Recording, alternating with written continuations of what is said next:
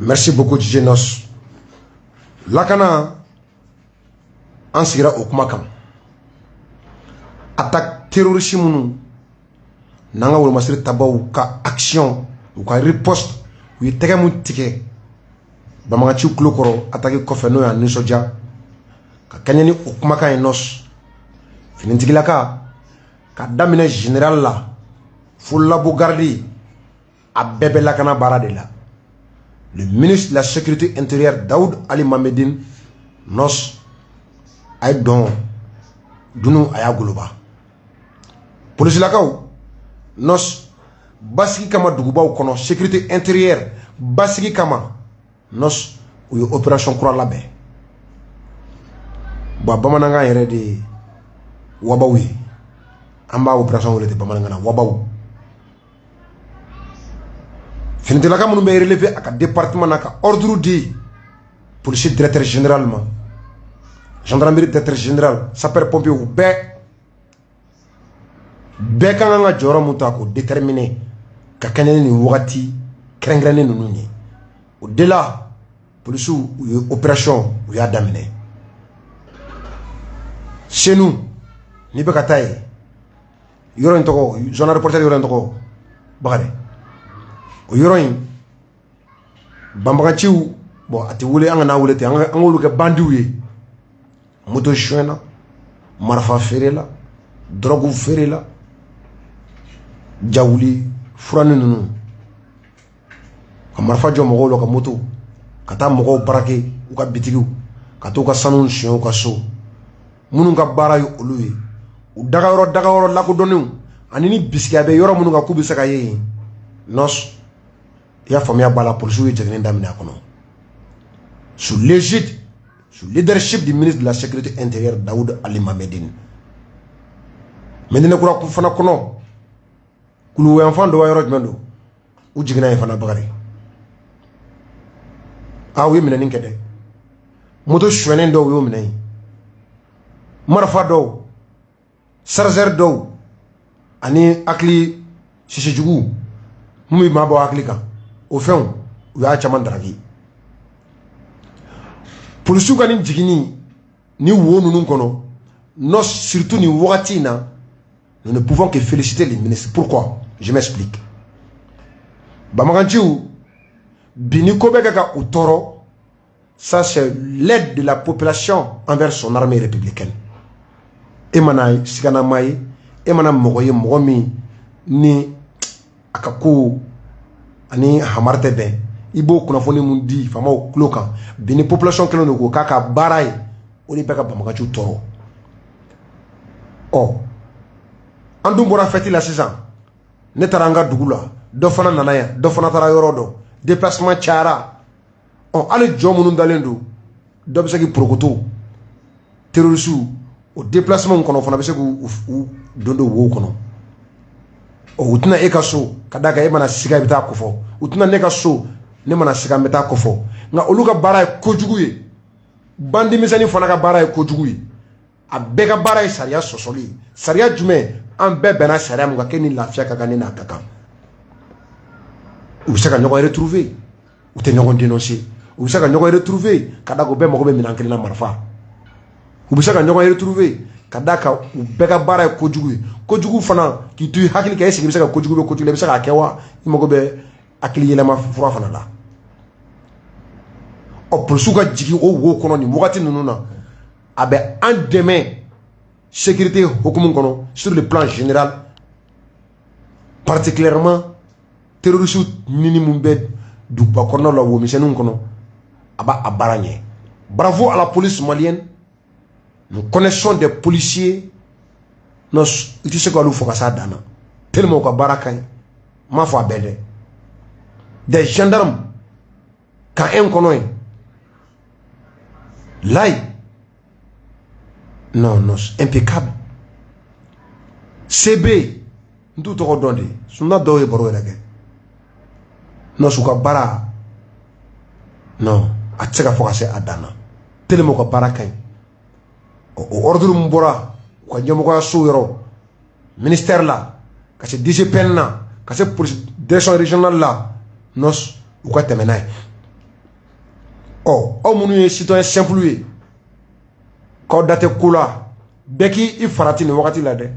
mɔgɔ o mɔgɔ bɛ ko siganama don i na kana aw kana hali te min gɛrɛnkɛrɛn na k'i yɛrɛ ɲɛ b'a tabiya la a tabiya aw kana te min hali gɛrɛnkɛrɛn na so ni polisiw y'aw ramase i bɛ se ka kɛ association de malfaiteurs i bɛ t'i yɛrɛ sɔrɔ o hukumu kɔnɔ dɛ association de malfaiteurs i bɛ t'i yɛrɛ sɔrɔ o hukumu kɔnɔ dɛ n'a bɛ gɛrɛnw sigi a mɔgɔ ɲuman dama y'a ka gɛrɛnw sigi n'a bɛ gɛrɛnw sigi a kana taa kɛ wo kɔnɔnaw ye a y'a kɛ kɛnɛbaw ye a bɛ se ka ye yɔrɔ min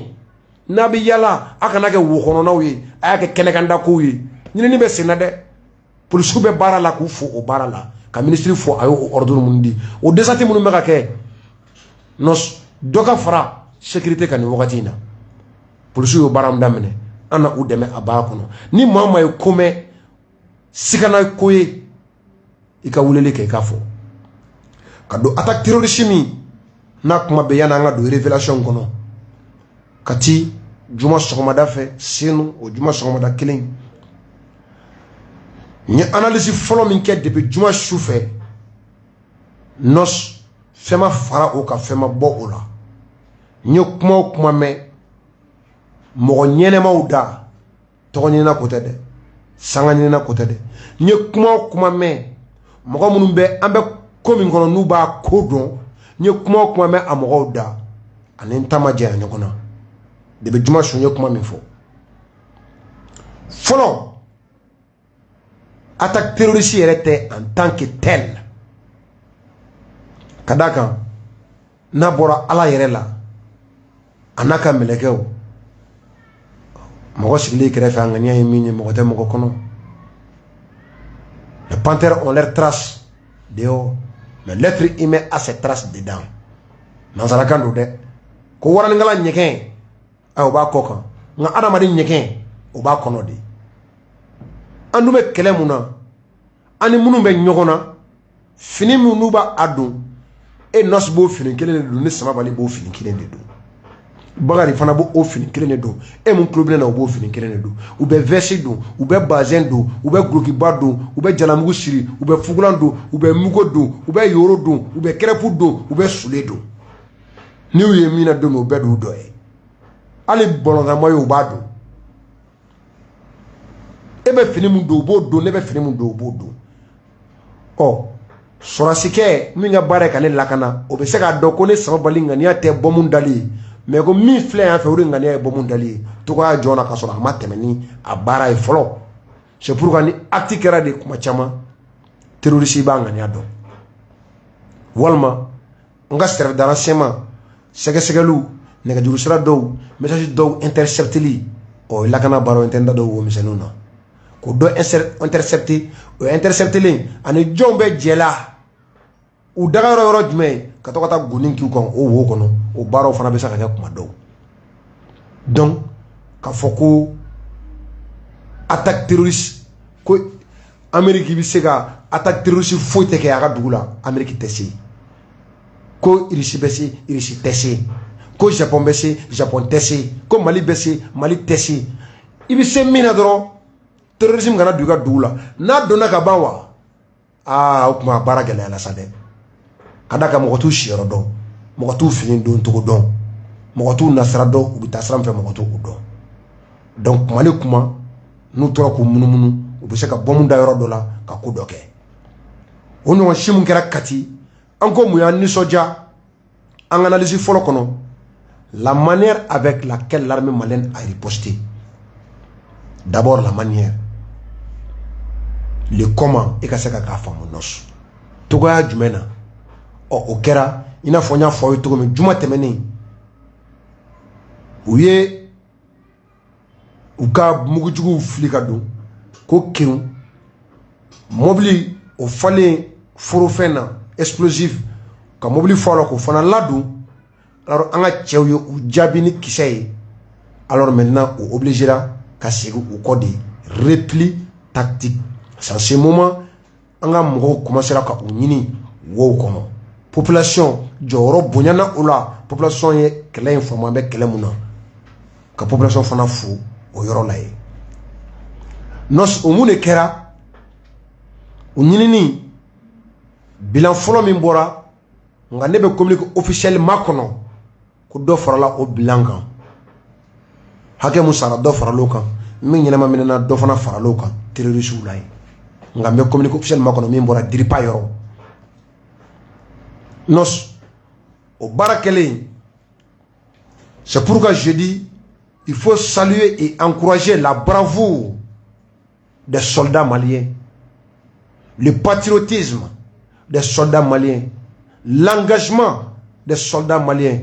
le professionnalisme des soldats maliens et surtout le patriotisme avéré. Mais façon fait, ne benta fonda la no se vita fidala. Na sola sakata de daide. Ale ta inyebo olay. Kene kanda pamparam paki. Saya flem fana fle. Ni saya benta nta nga façon be basiki. Façon kanuni dan ode. Ni kuma jari daide ba foko sola se de ka fusani façon den to wi. Iben so sola. Ils sont. C'est pourquoi ces soldats, hommes et femmes, ces porteurs d'uniforme, hommes et femmes, nous ne cesserons jamais de les saluer, de leur rendre hommage, de leur dire bravo, de leur dire courage surtout.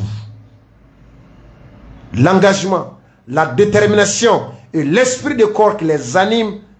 il faut saluer cela. Bravo à vous, mes chers frères, mes chers porteurs d'uniforme. Amouni fini be olokanga lakana ka awfo. Nos o juma do fo bin dene ou be barala. Là où il faut saluer la population, ben assez oma. Ndu ne kuma da fo juma o fana ma yelema. Ni haklima chama o fana tugonga o kuma kanko. Attacking kun akumba kati kan nos oyanga wakandedi anga greni na kadi bo anga armée pochi iga warte blaya iga bete blaya iga téléphone te blaya wa na songa te blaya wa iga essence songa te blaya de wa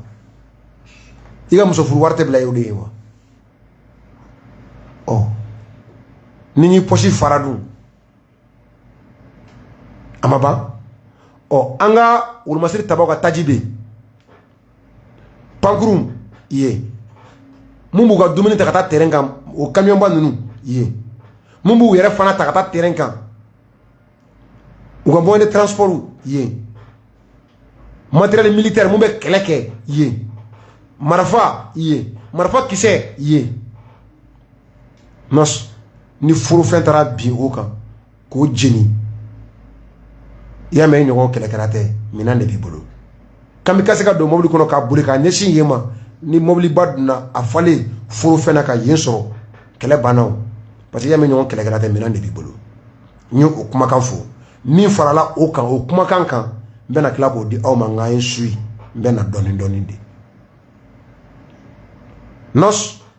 population akafu muna u ye demenke u yere de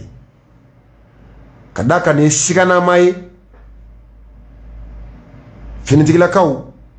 a kunnafoni filɛ i yɛrɛ de lakana i participer yɛrɛ de lakanani la tu as participé à ta propre sécurité alors o kɔrɔ y'o k'i yɛrɛ de k'u fo conseil kelen a baara ninnu n'an kɛra fɛn fɛn kɛbaa ye an kana an yɛrɛ filmer ka an to a la an kana an yɛrɛ jata kan an to a la ka da kan tɔgɔ ɲini ko tɛ sanga ɲini ko tɛ wari ɲini ko tɛ n ka fo a baara la ko fana tɛ yɛrɛ ye baara don filanan i bɛ tɔgɔ sɔrɔ a la cogo min i ja bɛ bɔ a la cogo min o bɛ se ka kɛ kɔlɔlɔ e yɛrɛ ani maa caman wɛrɛ ma fɔlɔ i ka baara tɛ lakana ye a kalan ana a dɔnniya o tɛ i la a kalan n'a dɔnniya fɛrɛ bɛ mun bolo n'o y'o kalan kɛ a to o bolo e ka kunnafoni di o ma an kana an yɛrɛ filmer a la filanan kumakan dɔ a bɛ yala yala la ye WhatsApp kɔnɔ Kwa bora bambaganchu yoro. Nos na chirima a effacé yoro be. Fili folo we ere ka alame. Fili flana we ere ka chimo were mai. Awla yekujugu dandeke. Kadaka iye bambaganchu deme ou ka propagande kono. Bambaganchu communication propagande au kadou yi kosobe. Ali kati kan atakeli ya communication buena o fana kadou yi kosobe. Propagande kadou yi kosobe. Mogo ka daw kana seka sunoko wakati be o jatikeli o fana kadi bambaganchu yi kosobe. On ne e alame iyo bara doke uyi. Ni a ci mogo rema ayu deme bara la kosobe. Na be mogo ko ni klubena de be sa effacer. Igana lamede, igana ci mogo made. Anyogo were o akana to ka yala maw ko soro ko lame kuma be famuwa nos bamaganci fana fere de babulu fere mun kui akli ka o gosi c'est pourquoi be mo ko recruter ni kuma kan e ala de côté ka soro ala fui ma fui e ame kira ka sira de ga kira fui ma fui ma cité quand kuntigi o jaga ko do islamela ngobe mo ko negani ni kuma kan yi utaba shia fede yaya kuma kama bi goshi ya klika sinon demiseni minte kodon amadelika koye jon yo faga mali kono ya o gosagu sobandaw o kara yoro jon la magachu de mo faga luke wa oh non des populations do ala ne armée de benyona population au kana armée demain le but de leur message. Ce qui leur fait mal aujourd'hui, c'est que le peuple malien a compris le combat. Quel combat? Le combat contre le terrorisme. Il faut aider l'armée. Et le peuple aujourd'hui est uni derrière son armée. Au droit de beka terroriste torobi. Binaga biela. Au monde beka ou toro. Alors, il faut que la population gauchère a cliquant. A être dissocié ka bo armée là. A qu'on a sondé. Armée demain sera au Sraka Ayoka armée. C'est une armée républicaine. L'armée, ce n'est pas pour Modibo Keïta. Ça n'a pas été pour Moussa Traoré, ni pour Alpha Omar, ni pour Amadou Toumani, ni pour Ibeka. Et aujourd'hui, l'armée, ce n'est pas pour Assimi. L'armée, c'est pour toi, c'est pour moi. État de dos. État de dos. C'est pour qu'on dit armée républicaine. La République du Mali. Armée républicaine de la République du Mali. Et mon club n'a été ne kelentate. Asmi kelentate. Shogal kelentate. Modibo Keïta ta tunte. Moussa ta tunte. En bed de tado Mali de tado. En nafa bese en bed de ma kolo bese en bed de manachena. Ala kana tne. Ale ni politique te fangelen fede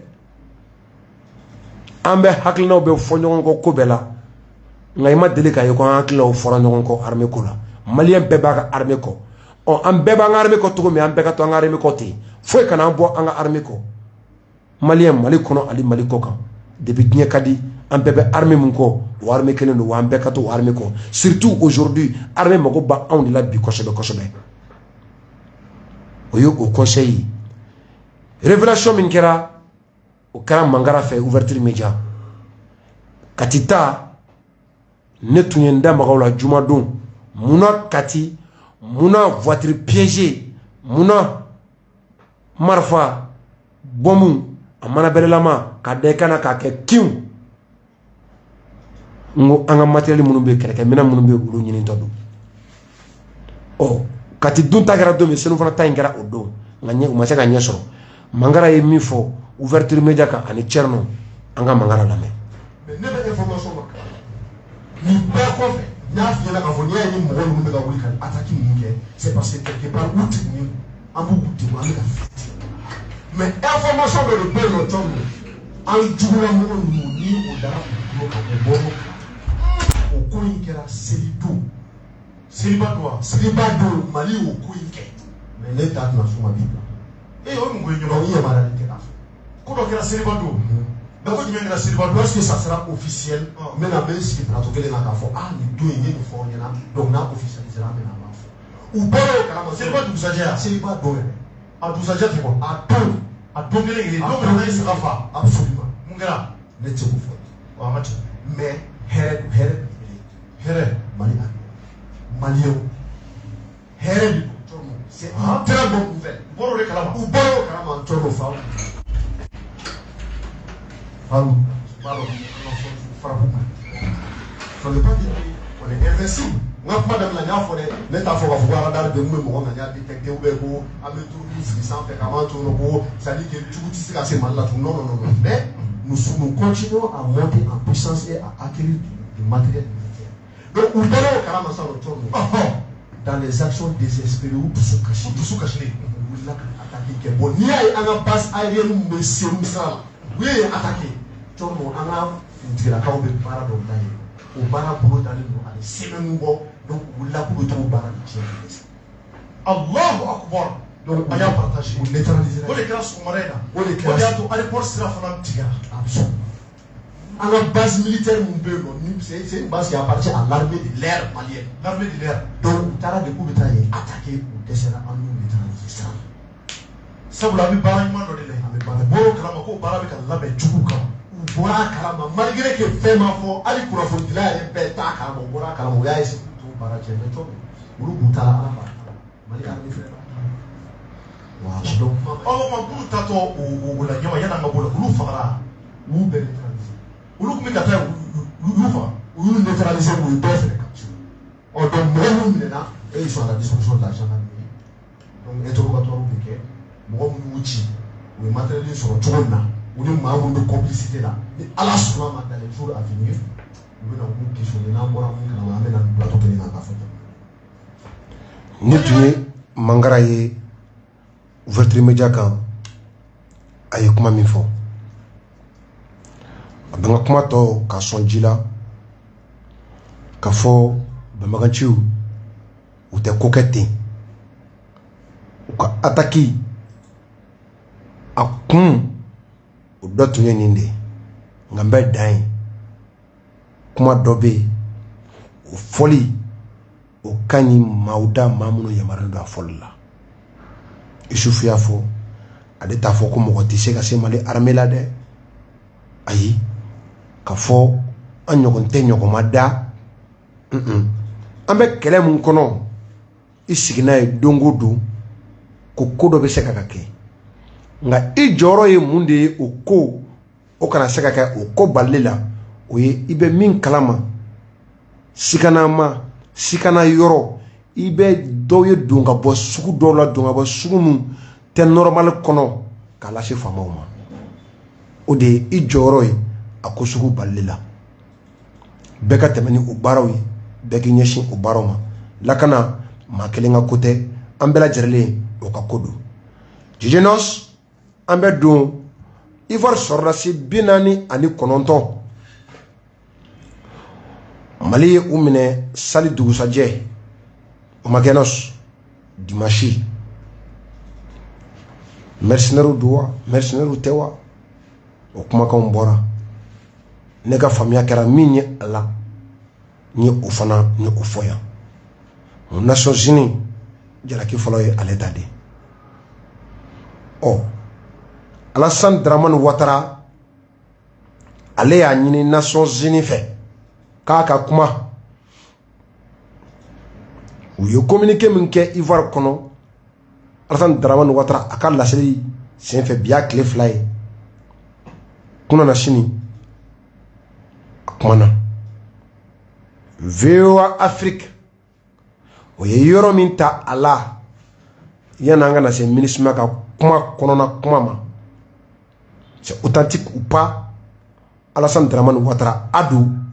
a ye min fɔ Jijenos a di jama ma. Pays amis et des populations frères et sœurs, par conséquent, il n'est pas question pour nous de nous engager dans une quelconque tentative de déstabilisation. Vous dites de faire la transparence, je pense que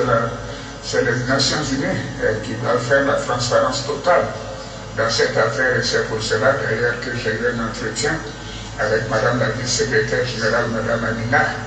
le mardi dernier, et tout le monde regrette cette situation et je pense qu'il faut qu'il y ait un dénouement rapide. Alassane ko Mali jamana baden jamana teri jamana a nafa tɛna ye olu kan Mali ka baara ɲɛsin a ma baara min b'a daba wuli ka yuguba ka a bɔ a dabolo kan n'o ye ka déstabiliser ko aw bɛ ɲininka la ko n ka ko in jɛya o ka jɛyabaga tɛ ne ko Nations Unies o de ka kan ka a jɛya ko yɛrɛ de hukumu kɔnɔna la ni Nations Unies ka ni maa ni maa in a y'u tɔgɔ fɔ n'olu kuma na kunun communiqué dɔ ya a yɛrɛ sɔrɔ bɔlɔlɔ a fan bɛɛ o kan yɔrɔ ni communiqué bɔra i bɛ ɲininkali fɔlɔ min kɛ walima i bɛ lajɛli fɔlɔ min kɛ a la signature b'a la wa tampon bɛ a kan wa communiqué min bɔra tampon bɛ a kan MINUSMA logoni o bɛ a sanfɛ n'i ye kunnafoni dila ye min ni sɛbɛ bɛ a la i bɛ tila ka taa MINUSMA yɛrɛ ka kunnafoni di siraw walima kunnafoni bɔra yɔrɔ min na o kunnafoni di siraw ni ne de y'a fɔ n'a fɔra ko ne ka communiqué don ne ka kunnafoni don sira sɔrɔ minnu bɛ bɔlɔlɔ kan i bɛ taa yen fana lajɛ MINUSMA ka page officielle Facebook ni Twitter kan a bɛ jamana min kun kan n'o ye ba Maliba ye o fana affaires étrangères ministère i bɛ taa yen fana lajɛ kumakan bɔlen a fɔra mɔgɔ min ta don yalima o ko ko nkalon don wa voici les 4 qu'il faut vérifier ne ye nin naani fana de vérifier sɛbɛnfura in cilen ma n y'a lajɛ n ye MINUSMA ka tampon ye a kan a labanni na MINUSMA ka tampon bɛ yen n taara MINUSMA ka page kan m'a ye yen n taara affaires étrangères Mali affaires étrangères page kan m'a ye yen MINUSMA fana m'a fɔ mɔgɔ si ye ko nkalon don sariya ko quelque chose qui est rendu public est présumé vrai jusqu'à preuve du contraire ko ni fɛn mun n'a dara kɛnɛ kan ko tuɲa y'a ye fo ka taa ko sina bɔ don min bɛ a nkalontigiya ka segin a ka bamanankan na i k'a faamu wa ko ni ko min dara kɛnɛ kan bɛɛ da kan bɛɛ tulo kan ko ko ye tuɲa ye ko fo don min ni a ko sina bɔra min bɛ kumakan in walima ko in a nkalontigiya o ye sariya ka faamuya ye o hukumu kɔnɔ komi MINUSMA ka tampon bɛ a kan wa MINUSMA ma a démenti Ivoire gouvernement page officielle ma a démenti Ivoire présidence page ma a démenti n b'a minɛ tiɲɛ ye communiqué in ko di o de la n ko n k'a banna pewu nka a ma daminɛ fana ni ne tɛ bɛ nin mɛn mɔgɔ da a banna pewu nka a ma daminɛ fana cɛkɔrɔbaw tulo bɛ na o b'a dɔn n bɛ ka min fɔ yan MINUSMA a kumana dɛ a ko anglais la numaya fan fɛ kiniya fan fɛ bɛ tubabukan na an ka tubabukan yɔrɔ ye an k'o ta tarde mission multidimensionnelle intégrée des Nations Unies pour la stabilisation au Mali MINUSMA o ko don Nations Unies ale emblème ba bɛ sanfɛ référence tant o bɛ yen a ko la mission multidimensionnelle intégrée des Nations Unies pour la stabilisation au Mali MINUSMA présente ses compliments au ministère des Affaires étrangères et de la coopération internationale et à l'honneur de lui transmettre les informations demandées par sa note verbale numéro tant du 12 juillet 2022. Ani Mali Affaires étrangères ka kumakan min n'o ye ka MINUSMA ɲininka a ka porte-parole nin kumakan ninnu fɔra a ye nin ko ninnu ɲɛfɔ an ye a ye nin ko ninnu ɲɛfɔ an ye a ye ninnu ɲɛfɔ an ye o MINUSMA ko ka kɛɲɛ n'o lettre numéro ye k'u bɛ Mali ministère des affaires étrangères ka o fo ko u ye ɲininkali minnu kɛ k'o jaabi filɛ 1. Certification sur les liens légaux ou contractuels entre les militaires ivoiriens arrivés à Bamako le 10 juillet 2022, Sahel Aviation Service et le contingent allemand de la MINUSMA. Qu'on y ait folie, sera sera mi na jeli, walma bengan sera contrat en nuance, John ni John Kodoyan, Ivoire sera si mounou ou nana Mali kono Bamako, je calo que le temps ni teke dara ou kan, ou l'uni Sahel Aviation ni nyoronche, walma oluni Allemagne contingent be MINUSMA kono oluni ɲɔgɔn papier be wa papier te wa sariya janana wa sariya ma janana ko de bina ɲɛfɔ yan. La MINUSMA note que les éléments ivoiriens ont été déployés à Sénou, Bamako, pour assurer la sécurité à la base des NSA, nous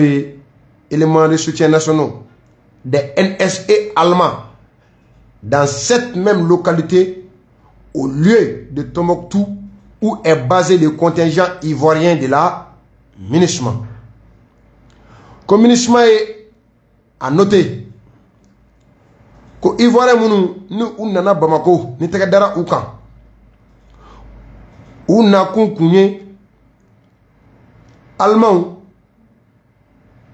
ou luka basi mumbe, ou ka troupe de membaga mumbe, ni Nations Unies o de membaga ou la kodon, k'a fɔ troupe min n'a bɛna kɛlɛ kɛ jamana i bɛ se k'i ka troupe bilalen minnu bɛ MINUSMA tɔgɔ la k'olu dɛmɛ baara la élément national de soutien ko Allemand ka o min bɛ yen k'u nana o lakanani kama Bamako o localité kelen na k'a sɔrɔ a ka kan ka kɛ Tombouctou de Tombouctou min ni Ivoire ale ka MINUSMA cɛdenw minnu bɛ Ivoire tɔgɔ la MINUSMA kɔnɔ Ivoire sɔrɔsi minnu officiellement MINUSMA taw do k'olu bɛ Tombouctou de nka ko ninnu nana Sénou ne ko Nations Unies y'o noté. Il apparaît que certaines procédures n'ont pas été suivies et la mission s'efforce de mieux comprendre comment ces dysfonctionnements ont pu se produire afin d'éviter qu'ils ne se reproduisent à l'avenir. Ko dara kɛnɛ kan ko baara in kan ka kɛ sira minnu kan ko o dɔw ma kɛ a kɛcogo la wa ko MINUSMA bɛ fɛɛrɛ bɛɛ kɛ ka se ka o faamu yaasa togoya la ni ko minnu kɛra n'a man kan ka kɛ k'a faamu yaasa donna nataw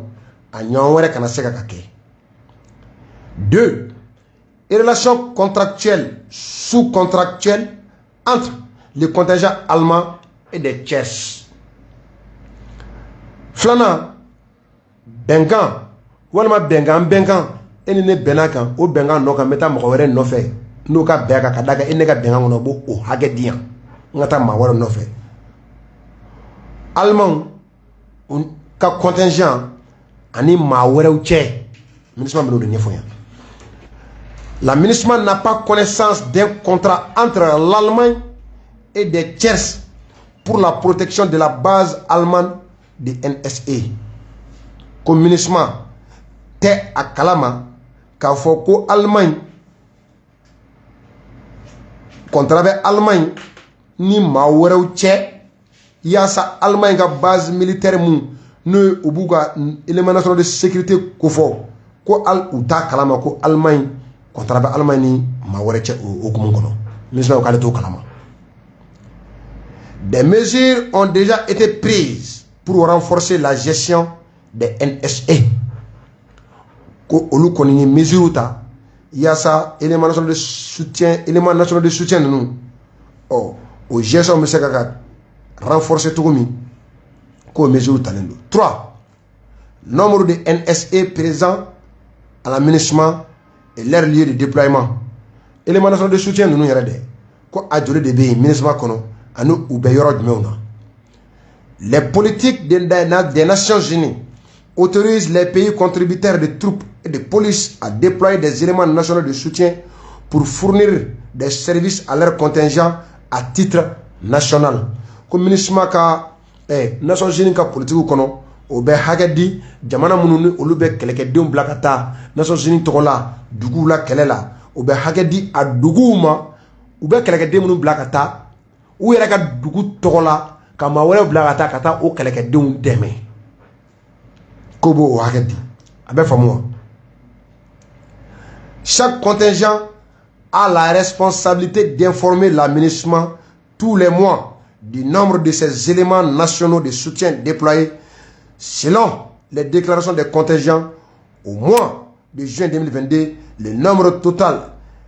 de NSA au Mali s'élève à 609, y compris 471 soutenant le contingent allemand, 33 Bangladais, 7 Cambodgiens, 5 disons Tchadiens, 60 Britanniques, 4 Sri Lankais et 29 Suédois. Ko mauma kulo kulu jamana jamana ni obe aka mau blakana o kan ka ministre dia ko yala ka ministre informé kalo wa nombre aka mumbena o kan ko ofana ko fo ko contingent on ye kuma munu fo ou ye déclaration munu ke ou ye ka kenani mois de juin 2022 ko élément national de soutien nunu munu be Mali kono ko beti jo mogo keme woro ani konontona keme nani ani bi wolovla ani kele munu be Allemagne contingent lakana no e Allemagne ou ka élément soutien nationaux bisaba ani saba Bangladesh wolovla Cambodgien Dourou, Tchadien, Biworo, Britannique, Angleterre, Nani, Sri Lankais, Muga Ani Kononto, Suédois. Nous savons. La ministre n'a pas été informée de la présence et du nombre de NSA de la Côte d'Ivoire. Comme ministre m'a la donné. Ivoire élément national de soutien olu nani ba malba kono ko ministre m'a informé ola ani mogo joli bena ko fana ma fo ministre. Cependant, en recoupant les documents internes, la ministre estime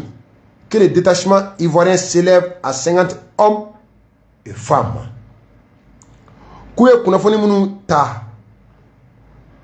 sebe fura munu konona lai ministre ba jigi ka fo ko Ivoire détachement mi ni obéant ka beti jomogo biduru tche ani musu. La ministre a initié un recensement des NSA dans tous ses contingents afin d'obtenir des chiffres exacts. Comme ministre est recensement d'amener élément national de soutien de nous contingents de nous kono yasa chiffre tchelere minte soso kasego kudo. La mission partagera les conclusions de ces vérifications une fois qu'elles seront établies. Comme ministre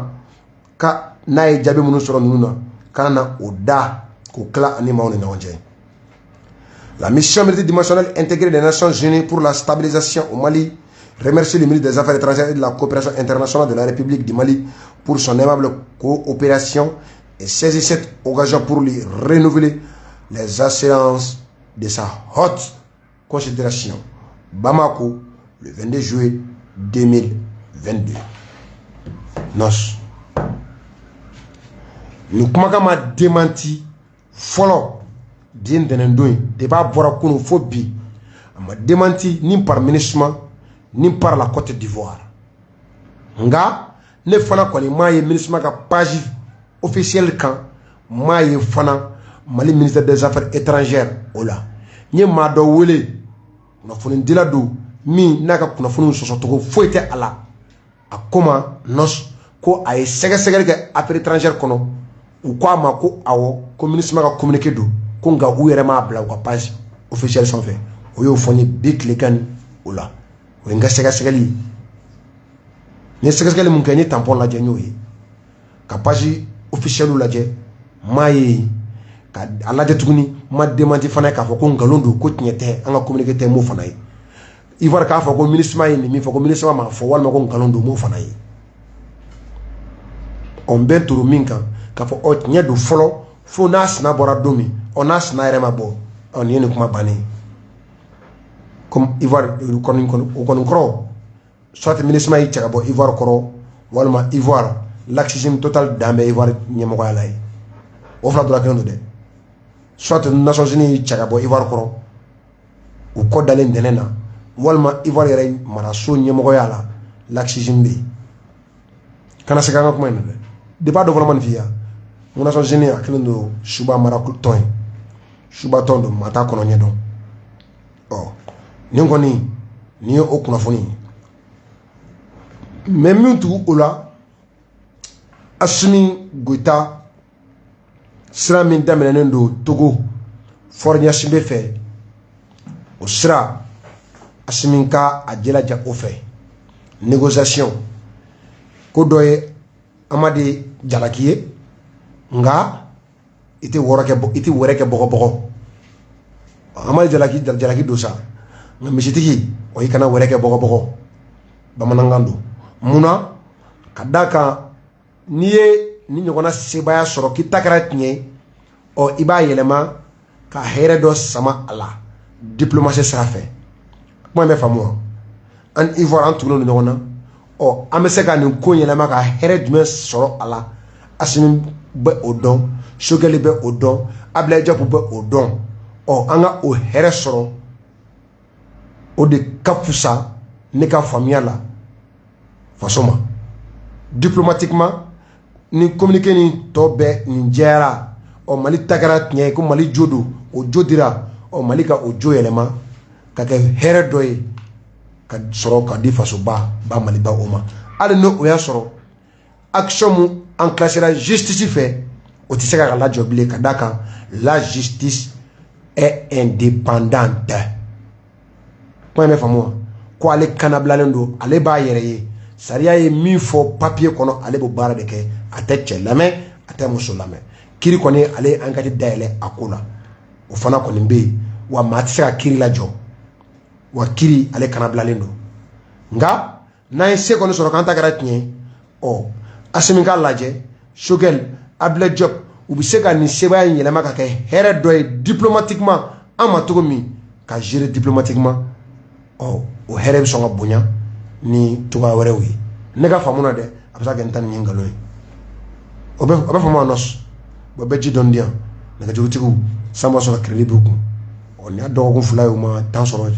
bi an ka temps d'u ma miirina min b'u la faso a kunnafoni baw kan u k'u hakilina ka di bonya kɔnɔ ani karama kɔnɔ min ye kuma jɛngɛnen fɔ o nɔsi b'a tigɛ an sigikun min ni anw yɛrɛ dar'o la ko de ye tiɲɛ ye ka o fɔ nɔsi o de y'an sigikun ye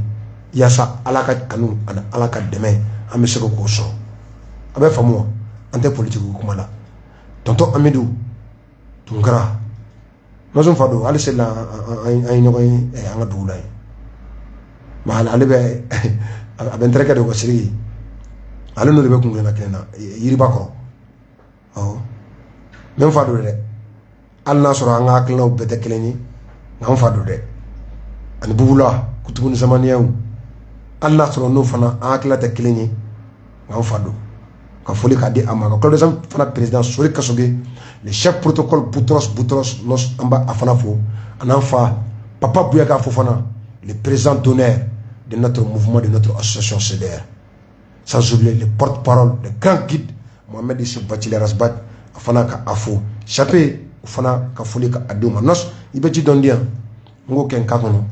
naga juru ka soro ka alabla maw ku ka akilnaw ka olodi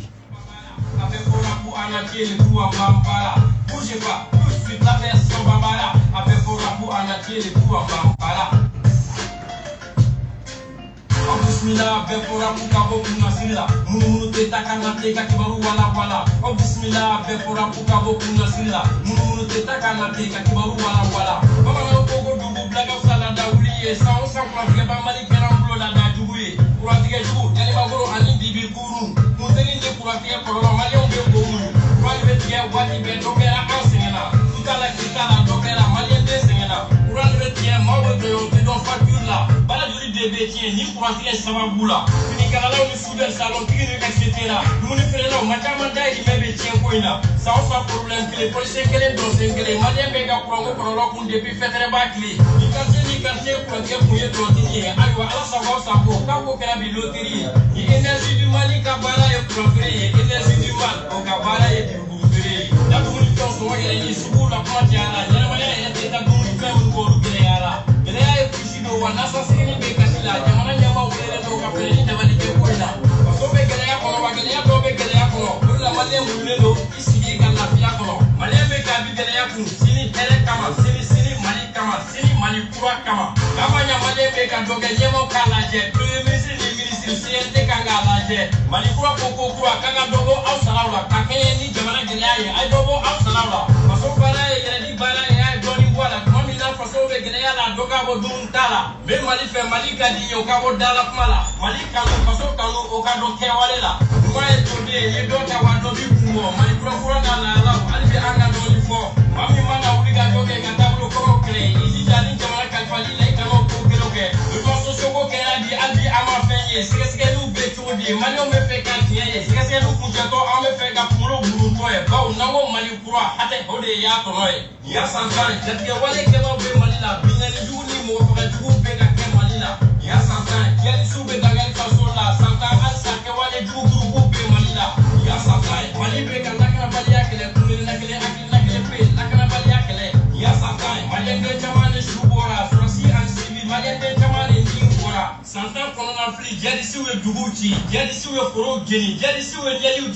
Yamaya Sogota, Joro, and Ame, Paso Mali, Toro, Francica de Mecanadi. Ni luanse samana la boutique ya koba kono Francica de me jamfalama otora malion kono ko Francica ta bolo yela ma Francica be minete so mi yela la suku ba wuli le frère sentike de me ni benga sebe na mali ni Francique ko sana ni wati Francico so so wakati be ko la bana kusama wa mali e Francico ambassadeur RFI ni France 24 kwena ba be se ka ko le je fala ni bara ko ni Francica bolo ni ma bana madama ba be se ka ko ni risika ko ye digisi ko ni risika bolo Mali basi doni sukoga gaske kadi abe dubina jamani kacha no de ya blakri na bulila ata sentie mabese ka ko bi kostra ni jatige ye ka fale ni ye sukolo ni tesiri dan seba ya be fale wati la bay na aye seba ya tema so ba ma chu kan ka ku obe fuka danga kono mali kele chew ka ko ka tesiri ni bala la kele chew ka ko ka uliga joni jamana la kana la kele ke mine sani albi wote ka ko ke kele ke fangu pro na ni kele mine woro kele mine mi woro ni sisa do taro kumbe Sadio Kamara, Lega Pagafe, Kabesi Kapma Bigansi Busini, Armeye, Kokele Bala Bega Bida from Akemi Bakademe, Omakaleta, Urmasita Bauni, Jackie, whatever about the Wandala, Koya Hamina Koi, Improvement Joseph Jamana Lango, Armedo, Jamana Kilia, Commercial Pro, Nebo Armeno, Ye Armela Busia Doki, Ye Pasola Busi, Watila Jawale, Kapuna Funi, Kennedy, Amega Puna Funi, what properly Placite, Amanga Gafimuya, Amanga Kela Fufe, Gafepo, Rosa, the Mimseka, the Lotia, one man of Mado Kenga, and Mimseka Tia, and a Feka Puna Funi, and a Fewala, Nadrigano Caseviro, Mani Activisuma, the Manama Gobe Bena, Benny Kriala, the Manama Gobe Paso de Bega Bilina, and a Kobe Keleola, or a Sanga Lapia, Kapuna Funi, Jesseli, Anna Teletora, a Margobe Malika, the Chama Pasoka, Bonata, the Porisella, Uma Malika Natinga.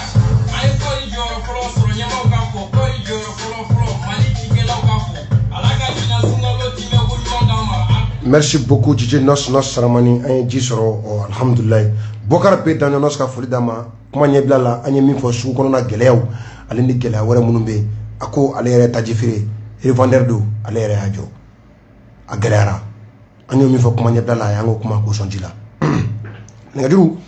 44 35 43 50 44 35 43 50 Maoula. Allô? Comment ça va? Korbachté? o diyara n ye Koniba Kɔrɔ baasi t'i la kɔni Ɲamakɔrɔkaw alhamdulilayi foli diyara n ye ouais a tulo b'i la a tulo b'i la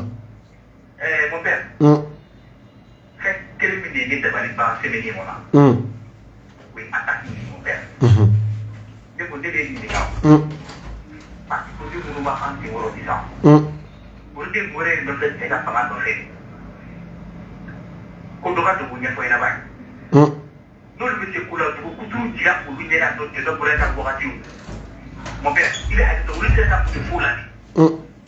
a parti politique kelen jumɛn bɛ yen ko mun bɛ se ka bɔ a kan k'a tɛ taa ka ba i ka ba jamana kan ko tora dugu ɲɛfɔ ɲɛna ninnu nana ka na waati kuru kɛ dɔrɔn de la et puis jago fɛnɛ dɔw fɛnɛ sigilen don jago hali si ko fɔ ka taa élection na jago ko fɔ ka taa élection la an tɛ taa élection na a bɛna kɛ bi ni ko ka élection kɛ kɛnɛya de bɛ yen ni ko ka élection kɛ lakana de bɛ yen an filɛ ka an na kɛ bi an ka kɛ bi an ka taa élection na an ka taa élection na jago hali si o tuma an bɛ taa ko tɛ diinɛw de yan jago sabali ta jamana ka batigi fɔlɔ ta o tɛ jama ka tali na ala ka sɛbɛnni wɛrɛ fara si kan. Amina yarabi 44 35 43 50 bonya kɔnɔ ani karama kɔnɔ ka weleli kɛ mirina mun b'i da ani hakili la ko o fɔ bonya kɔnɔ ani karama kɔnɔ. Allo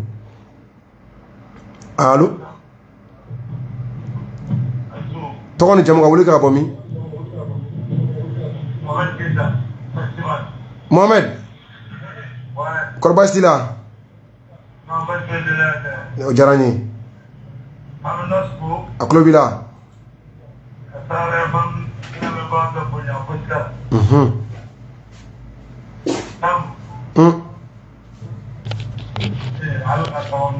Amina yarabi.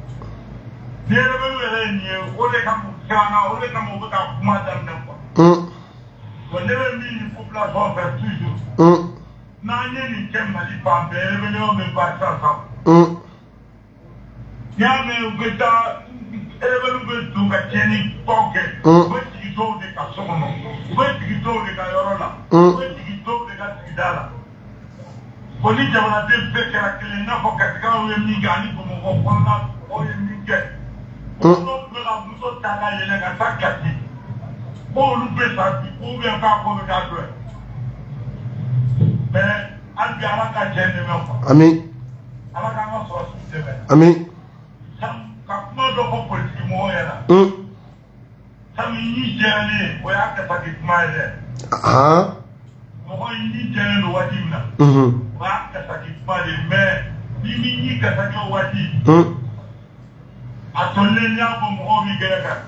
Wo ki kɛra muchacha ye a faamuna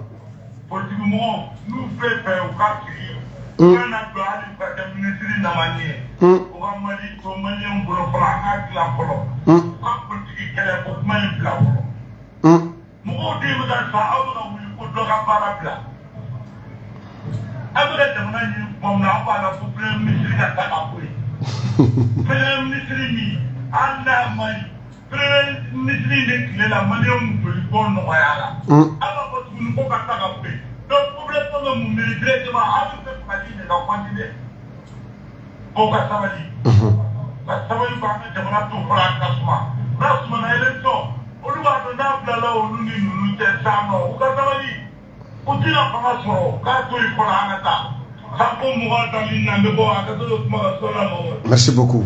44 35 43 50 bonya kono ani karama kono. Allô allô Lasana Huana mo ka talina da ita fo jone ga bo Oh. Ah, ben voilà. Oh. Ayo sebelum buka internet sebelum buka mana mau kau harus ramai. Ala ni jelbon jo ala jela. Ala de mana itu? Ini mau kau beza. Kau ni, mana beri miru, apa jelbon apa ni apa miru. Itu ni apa ni? Wala ala de sebelum cakap, kan yo ramai yo. Lu tu wala lendo lihat awak miru punya ni kalau tu bukan ada. Ala ya atara. Bo ala min kai amra de no eta parti moto ga ala no eta wate wala ko kumra ga kuma or le ga na sama bali arga am jo gedro ama tro yo ga to gele amano meni mo go amaro ma ta bisa bo o fara kan bla le go kuma te ko ga mo ko ko arme mo ta bisa ko arme da ta go wal mo ko ada ga ile sambe au ko aba ga ile sambe wala au ka ada ga ile sambe e ga ada sambe la mo fora aywa me mo ko do ko kuma ta ko ada ga ile sambe na pusta ina sambe ga ba bo o ko ta ma ga ke tu ba fe mi ga ile ni to ka ta ga te foro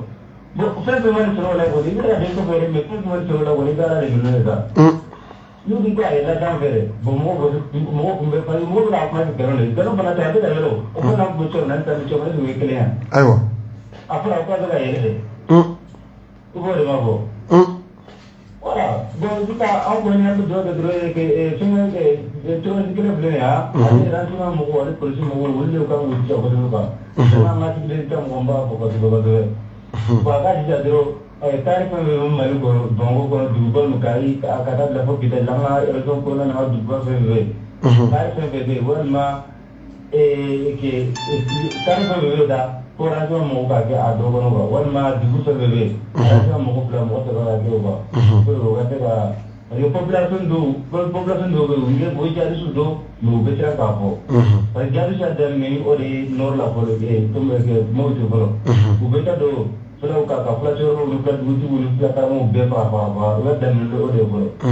So kakak jadi suruh kakak ni ada, bukan boleh tahun dua lah. Malah tahun dua itu kisi, ulu pada berkata, mau ulu pada ulah bujuk kakak pada yang dah, kau dulu dia tu kumur tu ulu pada coba berapa, kamu berapa, ulu pada kakak pada berapa. Halo? Uncle Bilao. Wala, masuk kau ada. D'accord, on va casser les mots. Merci beaucoup la Fofana 44 35 43 50 bonya kono ane karama kono nos mambe iko olado allo allo allo do ton jamu ga wuli ga bomi shiribe ko bastila iba wuli ga bomi ila fa buwa aha kan an kon meme fo ana ko di mo yi justement dans le collège là au Pesawali. Jamana mara kwa ya wulude mali wati na ukado kapo ko jamana ni ko minata. Wulude no mari no ken wati na.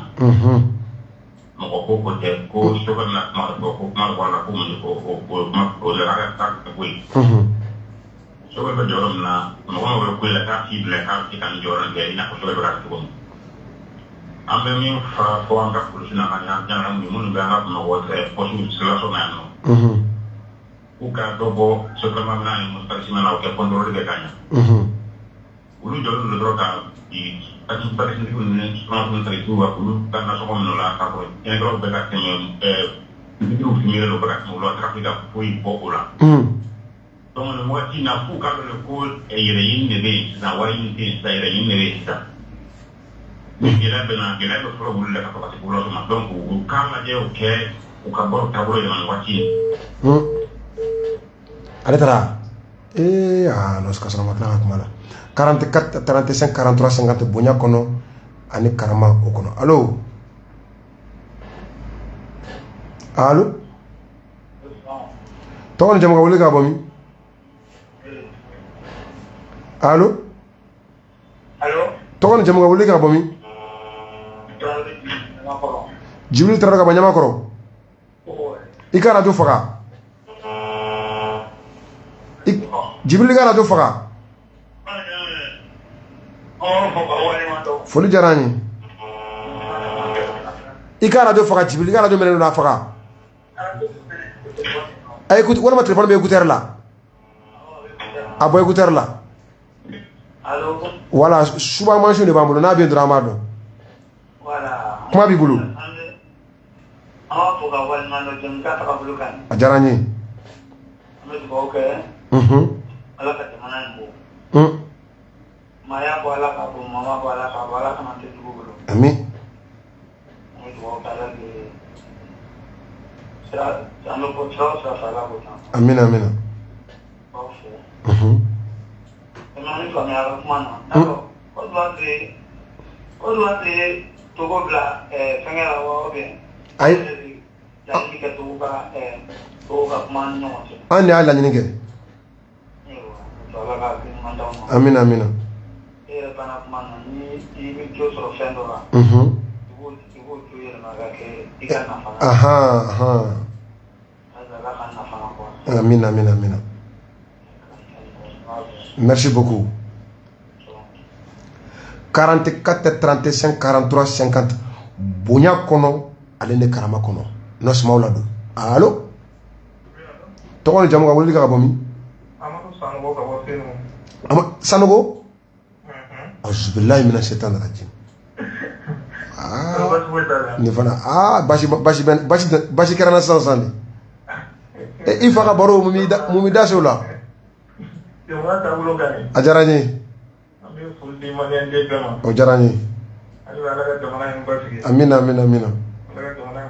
amina ya rabbi Allah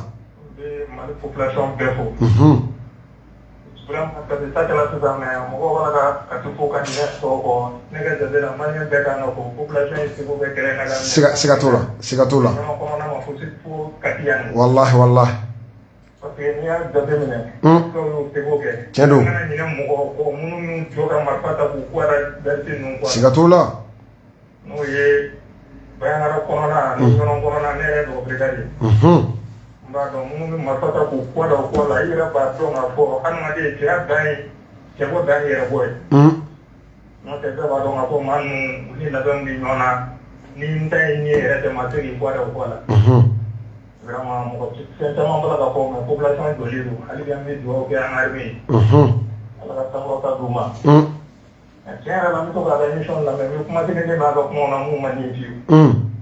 parce que an bɛ to k'a fɔ ko fasoden jugu tɛ yen ko bɛɛ n'i hakili la don fasoden jugu bɛ yen dɛ fɛn caman bali e y'a ye fasoden jugu bɛɛ n'i hakili la don dɛ fasoden jugu bɛ yen mais yɛrɛ ka maliyɛn de don awɔ an b'o bila minɛn jumɛn kɔnɔ bon an b'ale bila maliyɛn de don an b'o bila minɛn jumɛn kɔnɔ wa hali o maa baden de b'an ka politique maa ninnu na ayi yala akali taa caman na bi ko Sugali Achimi n denkɛ mun y'i sɔrɔ n denkɛ min ye yadi ninnu ta olu ko u ye sariya de sɔsɔ ko sariya mun ni e b'i ta kɛ ne bɛ n ta kɛ o de ka bila a ka k'olu ta ye olu ta ye sariya sɔsɔ de olu tɛ k'i hakilina fɔ o ni sariya sɔsɔ olu tɛ kelen ye sisan i b'a sɔrɔ e hakilina bɛ se ka kɛ Sugali ka to a la fo ka diɲɛ wuli i b'a sɔrɔ ne hakilina ye a ka bɔ a la sisan n y'o kɛ misali de ye quoi Mali yɛrɛ ni ye Mali yɛrɛ jateminɛ ni bɛ sariya sɔsɔla yɛrɛ ɲini Mali kɔnɔ ne b'a fɔ an ka position minnu bɛ yen an bɛɛ b'a la n ko mun ka falen sisan n'a ma ɲi n'a sɔrɔ baara tun b'a la ka kɛ n'o ye an bɛ minɛn mun kɔnɔ an tɛ se yen o olu fɔlɔ de ye sariya sɔsɔ n'an bɛ sariya sɔsɔla ye fɔlɔ ne yɛrɛ kɔni bolo olu de don koyi ayiwa tiɲɛ yɛrɛ la ne yɛrɛ kɔni bolo zon ka wele a tɔgɔ la jato ka wele a tɔgɔ la jama ka hakɛ to o de don fasoden jugu ka wele fasoden jugu u teri ka du la de hakɛ to o kuma na merci beaucoup Sanogo nɔsini an ka dugu ja Sanogo olu ye an denw ye a caman de tulo ka gɛlɛn Bamakɔ o tɛ sɔn n bɛna wuli opération tulo tigɛ dɛ Sanogo n bɛ t'u tulo tigɛ u tɛ ka sɔn n denw de don mais u tulo bɛ ka gɛlɛya Bamakɔ yan bon ni an ka dugu bute dɔ ye nɔs i b'a sɔrɔ dɔw wɛrɛw ni dɔw wɛrɛ bon Jawaraw olu fana y'an ka petininw ye mais u si tɛ sɔn dɛ mais n bɛna opération wuli maaw la don nɔs allo tɔgɔ ni jamu ka wuli ka bɔ min Cɛmɔgɔ Jara ka bɔ Titibugu la awɔ e y'an sigiɲɔgɔn ye i b'a dɔn sariya sɔsɔ ma ɲi jamana yɛrɛ ma fɔlɔ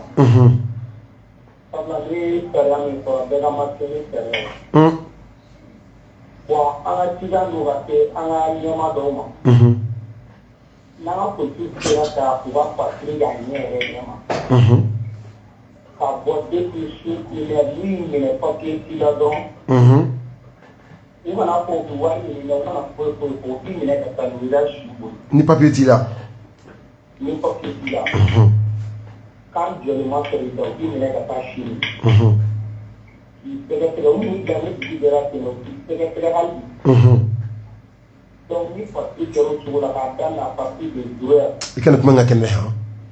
il va pas pour mais carte d'identité fana bané do sisan dé. Ah, mon carte d'identité fana bané do sisan dé. Ah, carte bané do na ko ti bari. Ti ba do hande ko do mi ala ti ba ti carte d'identité do. Wala ma carte koro o fana ka do ala. Wala ma carte d'identité koro anda da ti bané. Oho. Akuma nyana sisan nyana. Anyana sisan. Oui, dans la ville de Sonda, il faut que les Maliens donc pour donner une bonne demande à la de candidature. Ah oh? Allah da ki banula, pour les droits qui est à ma cour pour la partie pour les géants. Nous, parapluie dans le douleur. À Tarani, on a que ça passe de France. Autre du boudon et Jamanato et Raouli da Kaïko, Nous allons voir que planifier Hachi, Vitricino, nous y avons got totalement nous, nous voulons que Vitricino chez Hachi nous. Nous qui avons fait un Jamana de Tanya, on m'a dit d'ailleurs pour un minimum de fini, la fini, tombe dans la carrière pour le Gama. A femme là. Nous qui avons montré mon sur la Jamana de Tanya. D'accord, a femme là. Non, quand il faut y aller, la mémoire peut se dire, la mémoire va donc pour qu'elle. Oui. Ça passe par la population, ça va m'aller pour les gens, c'est gâteau là. On est ensemble, merci. Nous sommes venus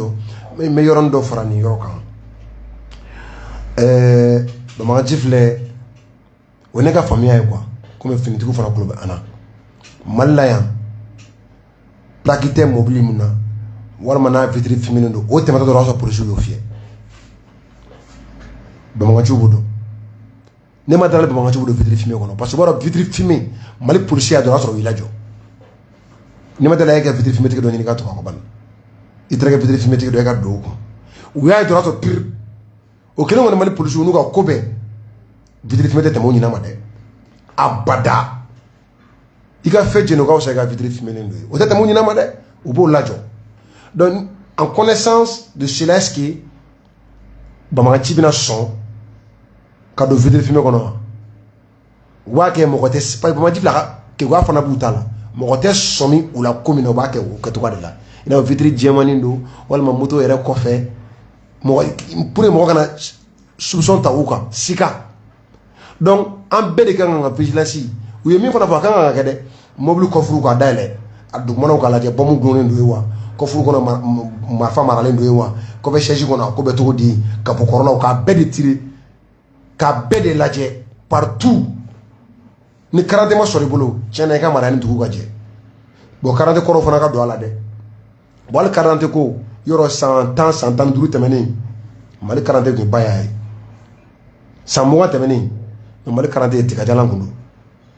bete ma to be ka dota fo jamana were mo ko mata donc mais quoi tu mineke antna police gendarme sorasi antna ukala ka bara langa amune population yi kuma de la me to ka anugu sama ka amulugu ka bo femunu kono an yere bo o fen keto ka do donc ku deme ko o fo uye nie ay tandoro alors sigabe ku fana wole ko fana fuye o bo deme ka bara la maw ula do duga ame foli da ma fama bugu o konnala 44 35 43 50 Ton jamu wale ba mi Ismaël kabo Kalabankuru Foli jarane Ismaël ouais et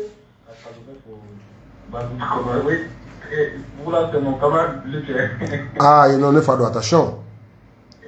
oui mais comme on a alors pour me ngata Sinon, nous sommes tous ensemble. On est ensemble, on est. Voilà, mais vous regardez de la façon à casser la bonne stratégie comme la bien. Nala sono beke. Bon, en fait, quand Kenny attaque nous, on a mis façon. Et tout le monde a compris, nous avons tout compris. C'est tout là. Au bec à point trop mis. Au cas de la cafoko, on l'a béni, on veut ça. Et ça trop au côté quoi. Et qui dit les cas ça donc à la béni on fait des cas. À la sonne. Et au bas là quand même faut cafoko, on y armé qui est c'est-à-dire que cafoko au bec à au bec donc on va faire là tout ça c'est compliqué pour nous. Nous sommes vraiment prêts pour défendre la patrie et à n'importe quel prix, au cas où donc quoi. On a demandé à Pamon. C'est la chita la mou de nos cabarats. Maïe pour nous so, on va tout au cabaret à Kachola. D'un frappe on pour le tchèque. Et dans les conditions normales, on débat quand on a pour tchèque, mais on fait que la Pologne. Mais quand faut que de bien barfata pour que la marque n'a qu'à on par rapport. Au cas où la meilleure de la Jaguela. Il nous sommes au ticket quoi. Et c'est la chita au ticket pas à la côté sujet du coup il n'est pas bien au cola quoi. La religion elle est personnelle. Moi je sais qu'à dinamo mata ka au clair il n'est pas d'autre quoi. Et pour ne pour. C'est tout là. Donc, au cours de maintenant, en ce qui concerne les informations, et à votre tour, comment on a parce que, pour ce que nous faisons, ils sont vraiment très intéressés. Beaucoup de gens qui ont l'acné, beaucoup de gens qui ont l'acné, ont l'acné. Il va y avoir un poste de l'État, mais il faut que nous la. Ego bio madame là. Ah, en tout cas, on est déjà là. Ah, bien, on a madame là, nous. Bi koni abna fo koni nere koni tebela yoro chama tiana nisoja mbe minisoja so ado were mbe njoma fo mbufu mafo abe bara munanga barado nekta ko efoli mbeta nyondo fo uluka baringe nango kamanya fo na ombe do fila ba uluba nyado katina sikatola nous n'avons pas les directives à donner aux militaires pour aux organes de sécurité parce que la barade est n'a pas pour aussi tout vraiment au faire que tu vas me quand la fois là vraiment au moment que il y a des capables de bagne là oh bah et ça chita la on a donné ce qu'a hadina do di ma do la kodo au bébé oh mais ni on pas nous ça dit qu'il y a quelqu'un attaque nous ça me doit pas la nuit et il va ka foko et il va avoir soit j'étais bien en content 30 secondes voilà moi je m'en prends la petite seconde là mais à la grande génie après tu créas qu'à beaucoup ou article de nous on nous là du côté il va qu'à pour moi tu me là qu'à de quoi va te mener ni mo ko mo côté te mener de voir sécurité la pour faire la mercenaire black à te mener parce qu'on ne sait pas ce qu'il y a entre eux il peut y avoir des rapports entre ces gens là nous attaquent à ni les 49 personnes là en tout cas l'affaire est à suivre dans la merde pour faire wali non et quand je te dis d'accord, merci beaucoup. Nos mfa ka foli de ama no e Sekou Keita ka fo Sangare Bugula anaka demabe mfa do mbangana nyana ka mo abulu aba en placera ni takasara ka ni takasara mai asoro ndona ni wakati na Sangare Bugula mfa do Sekou Keita ka afo ane Musa mfa me Musa intereka fa dai mfina matereka tu alede nos wa yoro la Sangare Bugula Mauladu allo kullum majar samson wali ngache ke samson wali jara buga do mena nikilla tam kunje mun gadje bo mana bele be mulu de ni ma sabale ki kumula fratiri la be mana bele bilal no beta television no na kumana bay no avele ni ko jiru de na ko fenetri blade so mana bele be mulu de fenetri blas no mana bele be mulu de lagana te san ne mana bele de san ne mana bele de san lagana bale na mana bele de ne bulu kan no me ma ala tanu ige ni do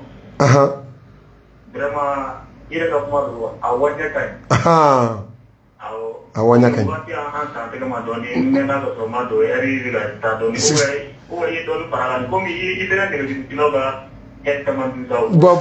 bon, minute flamme boulé katana, minute flamme boulou. Ni ko ndal ko minute flamme boulou. Ben maintenant dans le rond là. Position ama pour position ku ka ma don ku ka nyama ko dila. Ko sino ko ka pargo. Anglo bilao. Ouais. Mo sino ka pargo ni ko so ka tuin. Anga transmission la tene ko ni mana quoi nebe mon position ta la o quoi mais ni na le an yere ka ba dila quoi quand tu n'as pas pour quoi voilà comment être de la loi vraiment avant soit tout pour nous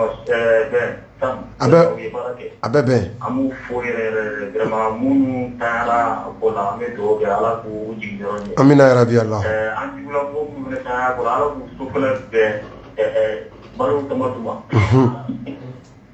voilà donc sinon vraiment baraka ala mo yere ka yero ko fe wa ko kunyangu ko fe kon mabu anga la dado be no de proxima ale jati domine yero su fante ok là amo folie de la sofenema sinon ko bari surati la kanu minute kele oni ni alatan te iba kala ko benan do oni alatan te ne ga analyse la re pour que alatan ga so o luga tadi ma alatan dala parce que alatan manipulé bon comme ni simanga tenu ko betina on dirait le don fele fe donc o be ni de makante o ni wonte donc oni be po ka po flaka ko ni to luka ko ye wa alatan ma to wala alatan ma ko bolo ala kan ben sawama merci beaucoup nos aklo bila merci beaucoup nos ibe malabanta minute kile ani segoni bisaba bien nga jogoto wordo parce que kuma timera ne reda kile fayna de mbora tege bi allo troste to ngoni jamuga wole ka bomi bandu trawre ka bolla sa bandu kuma bi bulu mais alors pourquoi o jarani parce que ala ci do ko way mané ko kuligi ci terro ngam de sa fu kay bu ram ko bi la ko le do ande ke wala no wa so to na ta wala la do de kana de sera de se duwe ko le be ko yepe aywa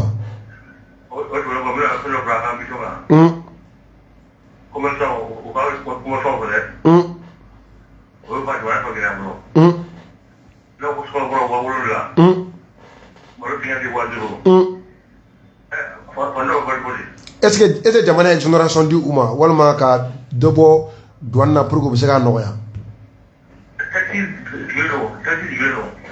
aywa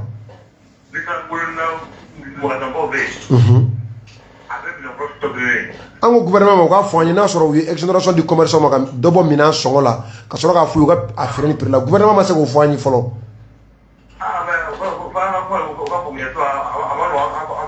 ni gouvernement m'o fɔ an ye an tɛ se ka girin ka commerçant accuser ten sinon an ta bɛ kɛ binkani ye.